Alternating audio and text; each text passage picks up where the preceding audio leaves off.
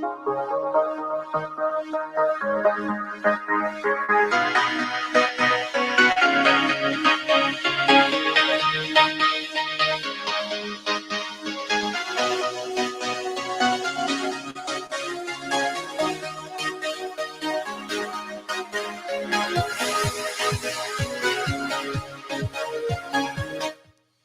the News Center of Freedom Communications Incorporated, a pleasant good evening and a warm welcome to Freedom Evening News Basket.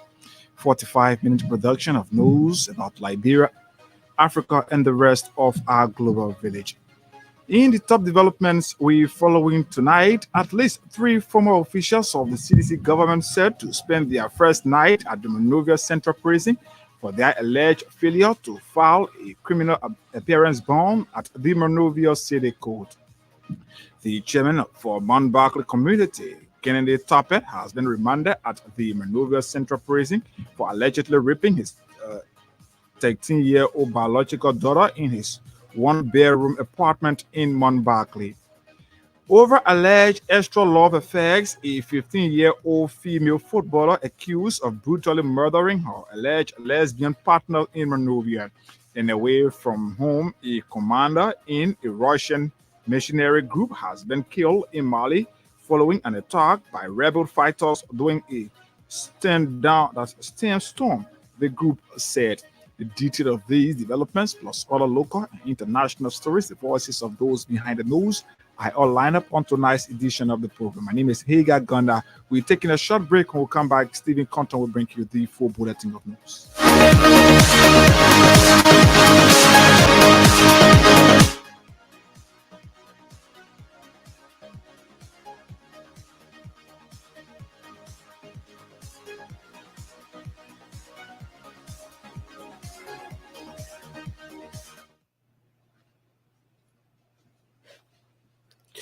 The opposition coalition for democratic change through its party chairman, Janka Kol, has condemned recent remarks made by Liberia's 177th Independence Day orator, Dr.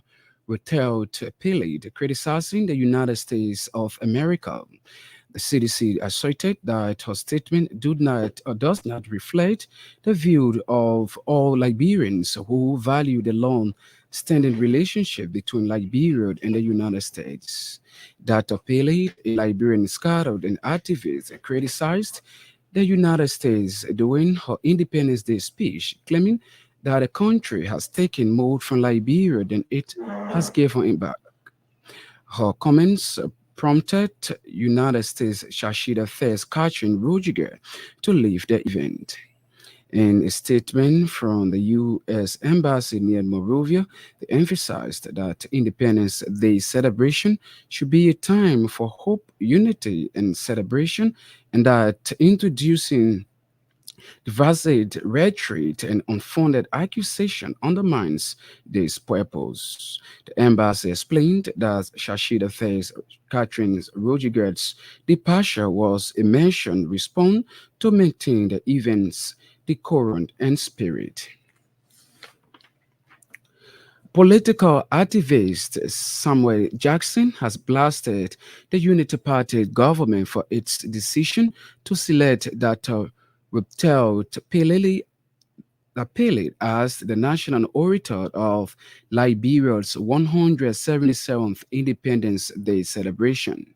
Making the statement Monday, the Monrovia Samuel Jackson termed the selection of Dr. Pilid as an error on the part of the Unity Party-led government. He stressed that Dr. Pilid lacks the fundamental of being a national orator, which, according to him, led her to providing a diversified speech that lacks the true essence of Independence Day's oration. The political activist further noted that a national orator would not provide divisive statement in the presence of foreign diplomats, but instead a statement that brings peace and unity among others. Meanwhile, Samuel Jackson asserted that America is Liberia's trusted ally, stressing that the United States have not forcibly taken anything from Liberia as was allegedly that alleged by Dr. Pele. The chairman emeritus of the National Patriotic Party, Chief Cyril Allen, wants the U.S. Embassy in Monrovia to apologize to the people of Liberia for the embassy's delegation action to walk out of the occasion marking that's Liberia's 177th Independence Days anniversary.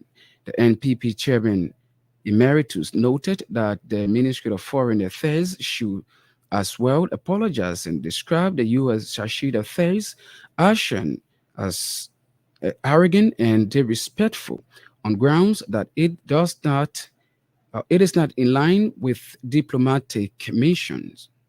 The NPP chairman emeritus blasted government's officials who are defending the action of the U.S. Rashid Affairs, noting that they are afraid of being placed on sanction by the American government, something we should term as insignificant. He emphasized that he was on sanction for 12 years and said it does not have any impact on him, stressing that he continued to live a better life despite the U.S. sanction. The Morovia City Corporation and the Center for Integrated Solution have signed a memorandum of understanding to promote human capital development through education and training at the MCC. The Center for Integrated Solution is a Liberian firm that provides technical assistance and capacity building to help institutions grow and strive. According to the MOU signed over the weekend in Morovia, the Center for Integrated Solution will assist the Morovia City Corporation in establishing a one-stop shop service center to serve the city's customers. Speaking during the signing ceremony, the chief executive officer of the CRS, Zuleika Woods, said the MOU will help build the Morovia City Foundation, a platform for guest services and digital attendance for MCC staff. She added that the development and implementation of customized training program to improve MCC staff skills and competencies in areas such as project management, financial management, grant writing, and community engagement, among others. Also speaking, the city mayor of Morovia City Corporation, John Siafai, thanked the Center for Integrated Solution and termed the collaboration as timely and welcoming. The Grand Mufti of the Supreme Council of Fahad Marks in Liberia has declared what he described as discrimination against some Islamic organization by the executive mansion. Sheikh Abu Bakr Samauru said in recent times he has observed that the executive mansion is discriminatory when it comes to interacting with Islamic organizations in the country.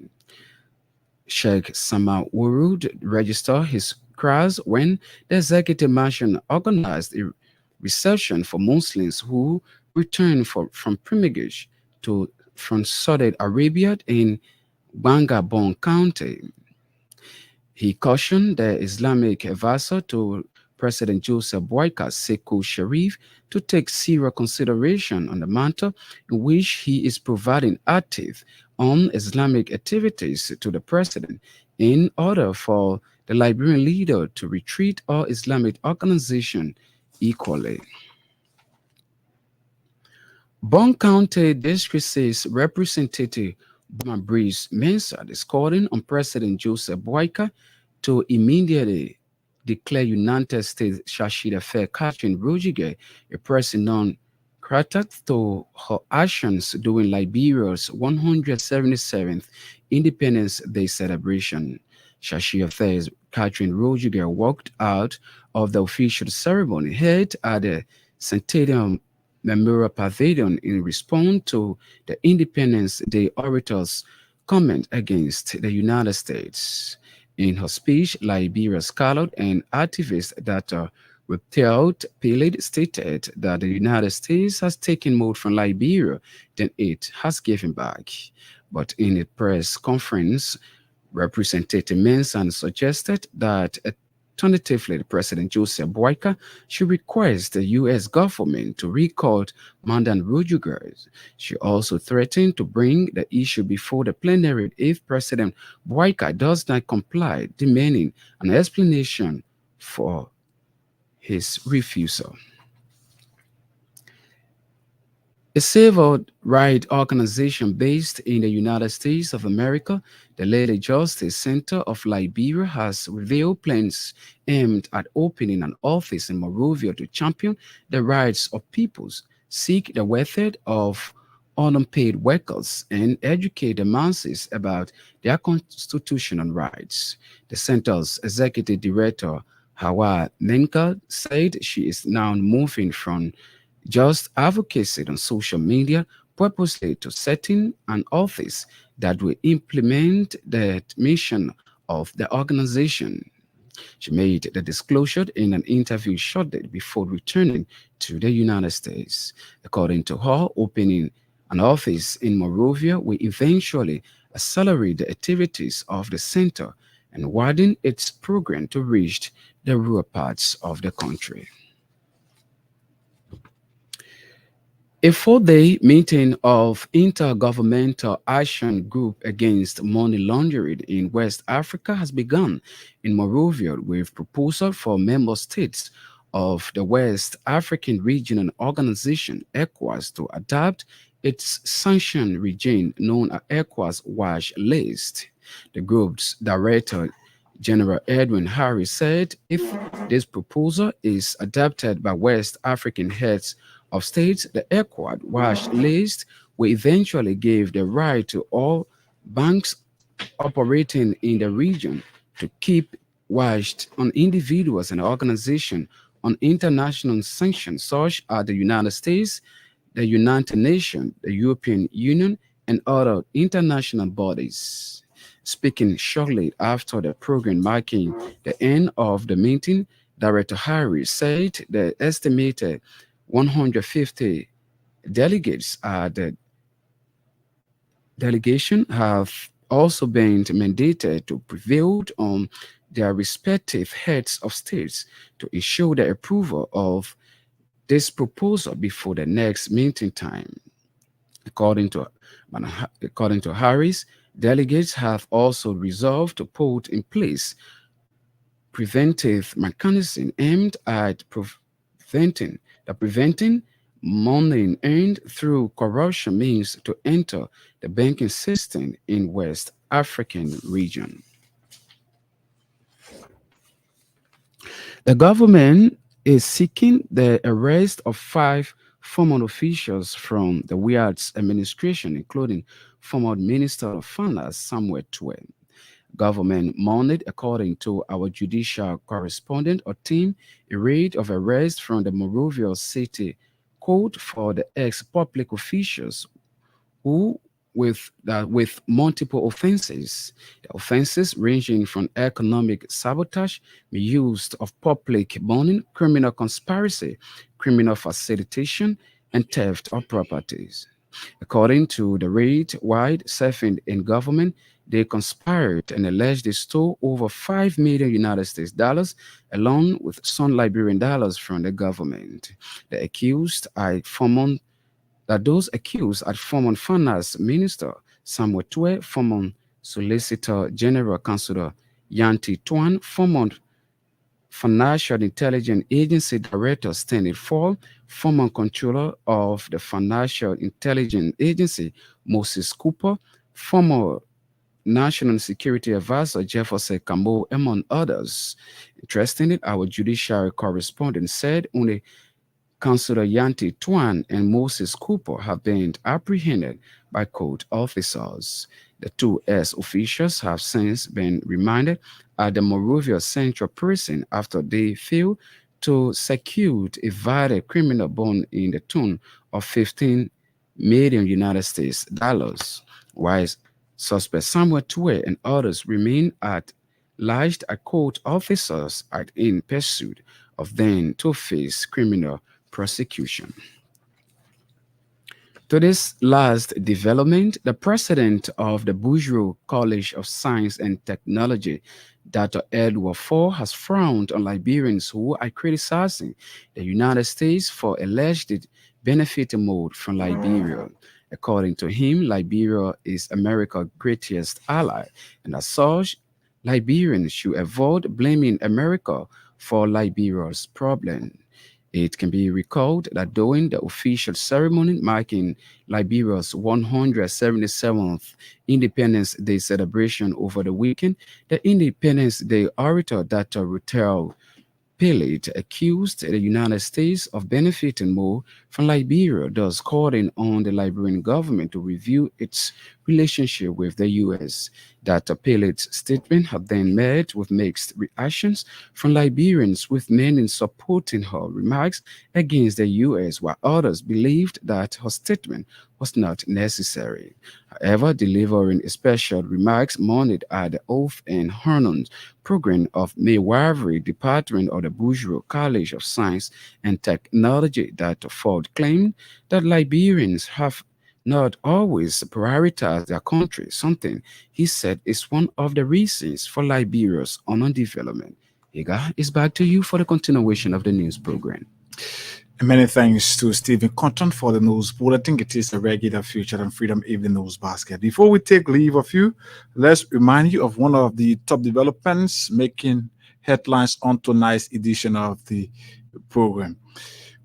Over alleged extra love affairs, a 15-year-old female footballer accused of brutally murdering her alleged lesbian partner in Monrovia. We're taking a short break. When we come back, we'll bring you the voices of those behind the news.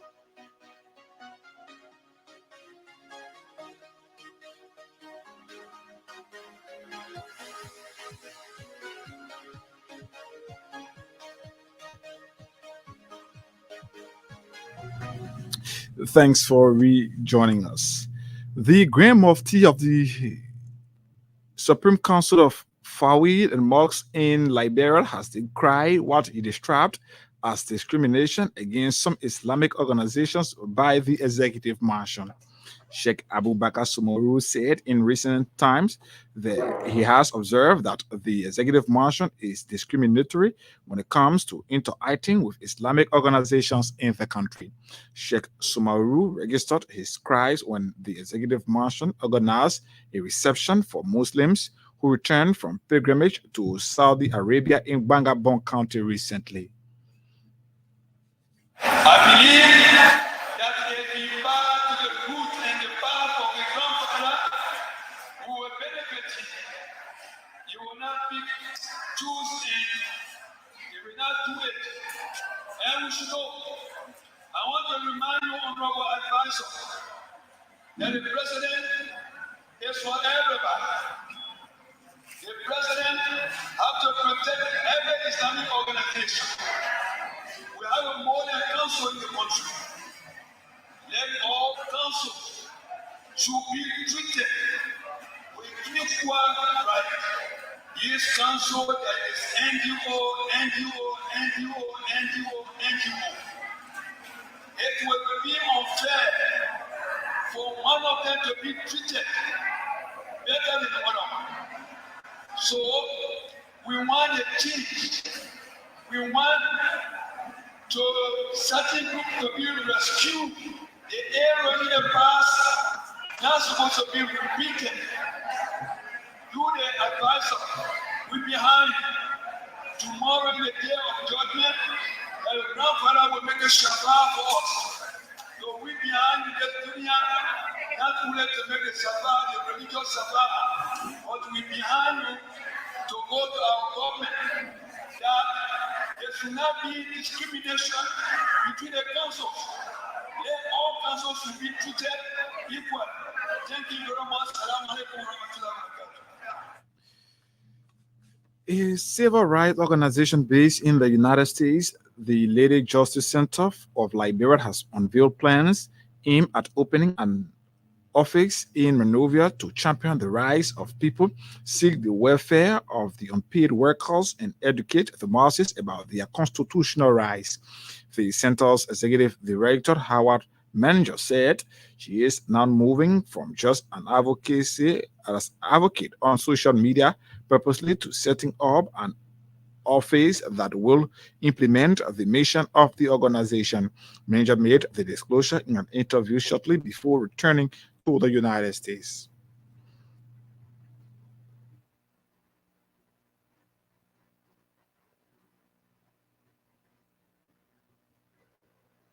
We want to take it further, not just carry the stories on social media, not just help it, because not everybody in Liberia have a Facebook. Somebody in Bapolu County may get raped and they may not have a phone to know who Lady Justice is. Our vision and our mission here is to create a place here, a safe haven for anyone that needs their voices to be heard, to make also anger their voices, make it louder. We want to have that center here to be a voice for our people. Well, number one, we're looking for justice. And justice don't have to come from a murder case or a rape case. When a public servant don't get paid, he or she deserves justice. When the nurse in the hospital is getting paid wages that other people around the world will wonder, what is that for their services? They also need justice. So we are looking for equality for our people. We're looking for free share of wealth for our people. And we feel like our people should not live in their country where they are cheated. And the leaders, their employees, like I said, they lied, and the employees are living better than the employers. Our people are the employers, and they should not be living less than their employees. So we want an equal fare. Our people should have equal share. The natural resource in this country, everything that's happening in this country, the wealth of this nation, our people need to have equal access. A 4-day meeting of Intergovernmental Action Group Against Money Laundering in West Africa has begun in Monrovia with the proposal for member states of the West African Regional Organization, ECOWAS, to adopt its own sanction regime known as ECOWAS Watch List. The group's Director General, Edwin Harris, said if this proposal is adopted by West African heads of states, the ECOWAS watch list will eventually give the rights to all banks operating in the region to keep watch on individuals and organizations on international sanctions such as the United States, the United Nations, the European Union, and other international bodies. Speaking shortly after the program marking the end of the meeting, Director Harris said the estimated 150 delegates at the deliberation have also been mandated to prevail on their respective heads of states to ensure the approval of this proposal before the next meeting next year. In our banking institution, we look at what we call watch lists, sanction lists like the United Nations Security Council listing, the European Union, the Office of Foreign Assets Control from the US. They all have sanction listing that our banking institution watch. As a region, a stand that we also have what I refer to as the ECOWAS listing. That means we create an ECOWAS regime sanction so that our banking institution also implement it. So, for example, if I commit maybe financial crime or whatever in Liberia and thing, the sanction regime from the proposed ECOWAS that we're talking about can be activated against me. So, my name will be in all ECOWAS banks across the region, and they can guide towards to see how I do not participate in the financial system. So, basically, it's a proposal, and we're going to work on it to create the ECOWAS financial sanction regime soon. So during the next forum, it will be part of the agenda. And before the forum, we'll start open discussion. We will send white paper out to member states for the contribution. And before my tenure end, I'm hoping that this will come into force. But now it's a proposal, it have to be endorsed and approved by the Council of Ministers and the health authorities. So it's an annual event. So the next forum is next year. It's an annual event every year, whether at DG or not. It should be every year. It's an annual event. So for this forum, we'll talk about what we call preventive measures in the bank, and supporting compliant officer as a first line of defense when it comes to preventive measure, or it ought to improve the way we do things in our banking system and system so as to protect our financial system. So the overall is like preventive measures. He's Edwin Harris there, taking us for this break. We'll come back. We continue with more developments here on the News program.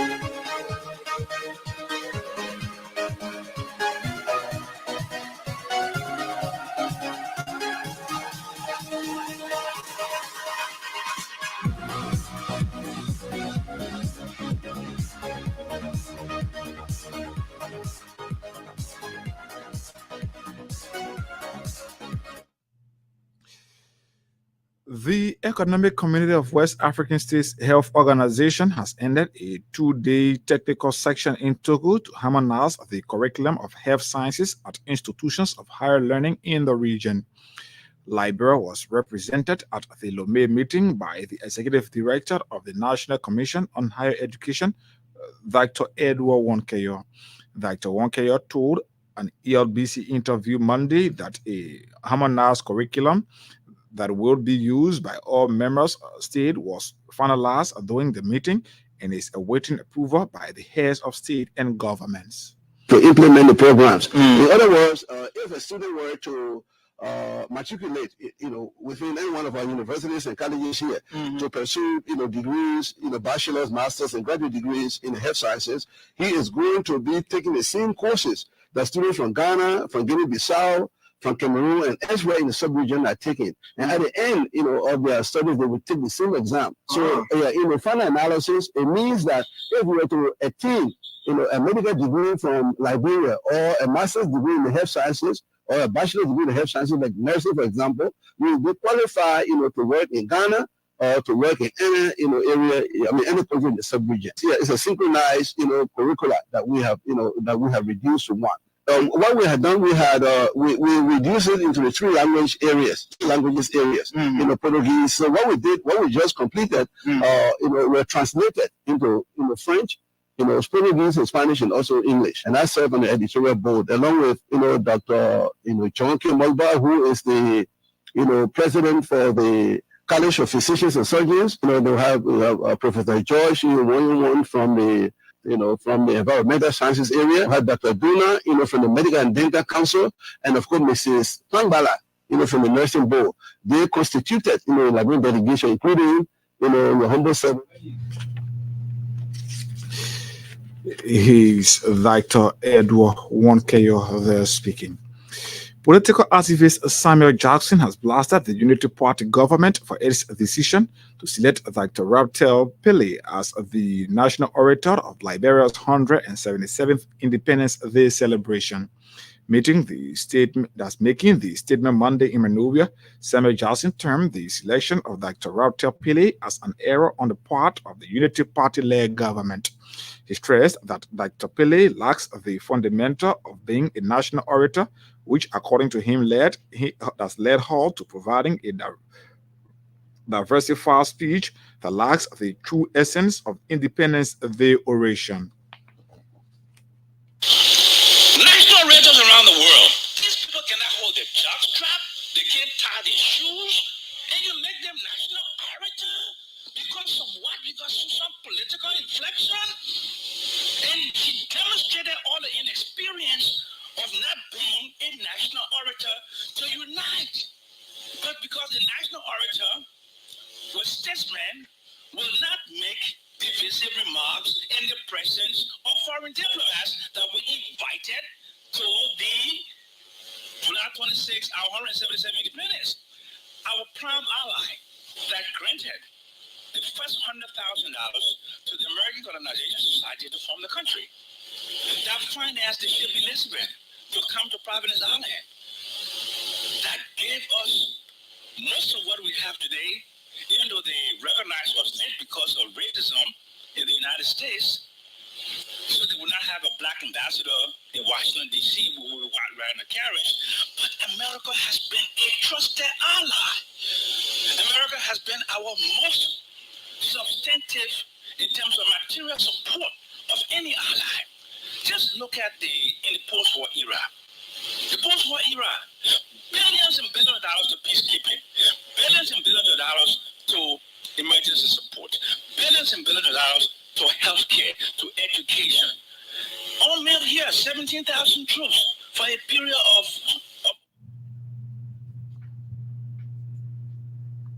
Meanwhile, Samuel Jackson asserted that America is Liberia's trusted ally, stressing that the United States have not forcibly taken anything from Liberia as was alleged by Dr. Pillay. United States of America. The fact that kind of liquidity of U.S. dollars in the system here, we have access to private finance capital of U.S. dollars here that is supporting development, trumps the kind of errant Gabriel you talk about that they have taken.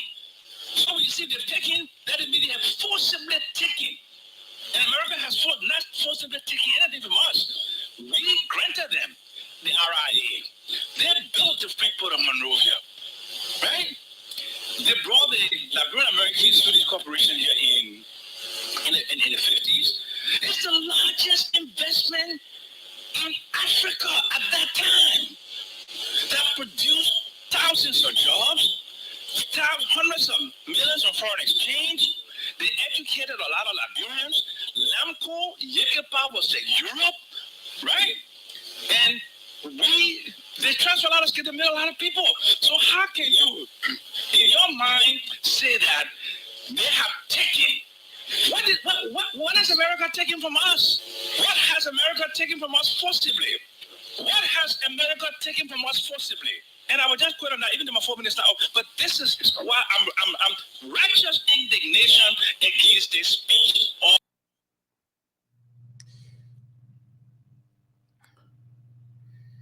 The former president of the Liberal Council of Churches is calling on officials of government to recommit themselves to resolving the many challenges facing the country as the nation observes its 177th independence anniversary. Bishop Kotu Brown, who is also the general overseer of the Apostolic Pentecostal Church International, said while most of the problems in the country were inherited, the responsibility is now on their shoulders. Addressing a press conference in Brewerville outside Monrovia, Bishop Brown commended President Joseph Boakai for rehabilitating the road to the southeast and engagement with the different segments of the Liberian society.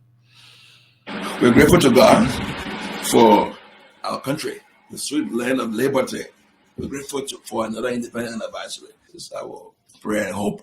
The Liberians everywhere will be able to reflect on this day and recommit themselves to the survival of this country. This country needs to survive. It needs to be able to do the things that it should to be able to ensure that its citizens can continue to be proud of it. The government could decide on this new phase, trying to help to close the war chapter. I think it's something that we can take from them. I think it's a new, we would say a new, some steps that we can't ignore, we can deny, yeah. After 6 months, it's the honeymoon time for the government overall. A lot of people are suffering. Some people have the opinion that it's the time for the government to put its feet to the ground, do things to ease the hardship in the country. I'm one of those who believe also that the officials of government, you see, when you make a president, the president alone can run the country. That's why the president must find people who will be able to help him achieve his agenda. And those people have to have their ears to the ground. Hey, it's Bishop Kotu Brown there, taking us back to Stephen Cotton for the foreign stories. A commander in the Russian missionary group has been killed in Mali following an attack by rebel fighter during a storm, the group said.